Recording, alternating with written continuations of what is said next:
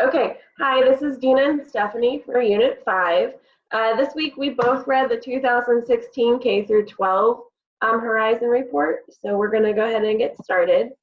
The first standard is for teachers, and it's regarding engaging in professional growth and leadership. So Stephanie, what did you find in this report in regards to this standard? I found that a lot of the new implementations that are going on in education require teachers to go through professional development, such as their inquiry-based learning. Mm-hmm. They had to go to see how to prepare their materials, how to ask the questions to answer. Like if a student asked a question, they were saying how you should answer it directly. You should be asking them a question to help them get their answer. So they were saying how they have a lot of, or teachers should be going through professional development in order to be prepared for an inquiry-based learning, because it's no longer the teacher being the main role, it's the students and the teacher being the facilitator. And the article was mentioning how teachers are not used to this. We're so used to being in the front. We're not used to just kind of going along and seeing what the students need, that we need professional development to ensure that we don't impede on their learning.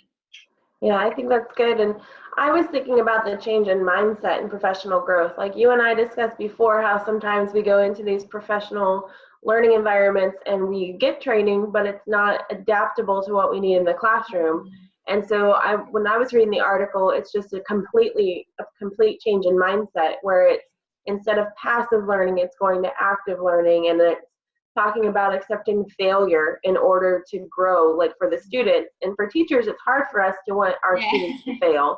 Like that's like, what? No, like, that's not the way it works. And I think that professional growth has to change for teachers, because we're changing things in the classroom, so the learning for teachers also has to change. Mm-hmm.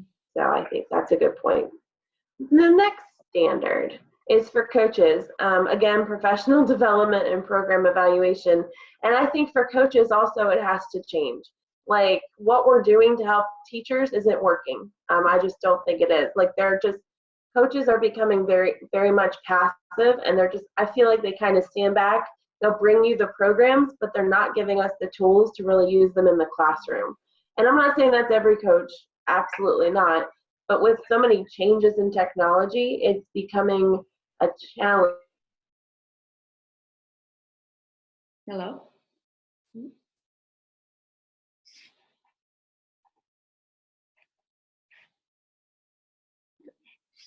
Yeah. I agree. A lot of, in my district, luckily we have a coach that is designated just to us, but I know a lot of schools, especially elementary schools, that have to share coaches between schools. When I say coaches, I'm talking about technology coaches. Mm-hmm. So they'll say, okay, this is one technology coach, you're going to go to these two schools, you only see this school on these days, this school on these days. And so it does get tough when you're not there completely, especially in elementary. We don't think about it, but the readings also mentioned that they're starting in elementary, like the coding. They want to start doing the coding in elementary schools, and you need a coach there. You need someone who understands the technology, because as teachers, as we stated before, it's not something we're familiar with. We need a lot of training, constant training. Mm-hmm. As we mentioned before, it can't just be one day, 2 days, okay, you understand. No, I need you constantly there, because my lessons are constantly changing. And as you mentioned, I'm not going to implement it the next day, and I'm going to forget by the time I do. So I agree. Yeah. Teachers also need to re-evaluate their programs and see, okay, this is what I need to change. This is doing really good. Let's focus on this. Yeah, good point. Okay, I think the last standard we have is for coaches as well, but it's content, knowledge, and professional growth. So did you find anything about this one in the article? Similarly, just as teachers, coaches, all this is new. It's not something they're going to be familiar with either. So from an administrative point as well, we're going to have to budget to see, okay, where do we need to send you? Because it's important that the coach itself gets training. At least one. If it's just a technology coach, then the technology coach shares with the skills specialist. Okay, but we're going to have to send somebody. We're going to have to budget that money and see, okay, where can we send them? Yeah. We stated before, it's important to see, okay, this is what we're going to take. It's important for the coach himself to do research and look at the different programs and which would best fit their school. So I think the way education is going and it's moving towards technology. And one of the articles even stated that within 5 years, they're going to see a lot more artificial intelligence. I think it was artificial intelligence Mhm. in the schools, and that's a short amount of time given all Yeah. the workload. Yeah, and I was reading, and it was talking about like growth or growing focus on that measuring learning and redesigning learning spaces. And I think, like so much of the coach's time is spent looking at data. And I think that they look at it just in regards to, can this kid pass the test? But I think that the change that we're going through in like with learning spaces and things is how to get coaches to focus on the data to support those learning spaces. It's not just about the test anymore.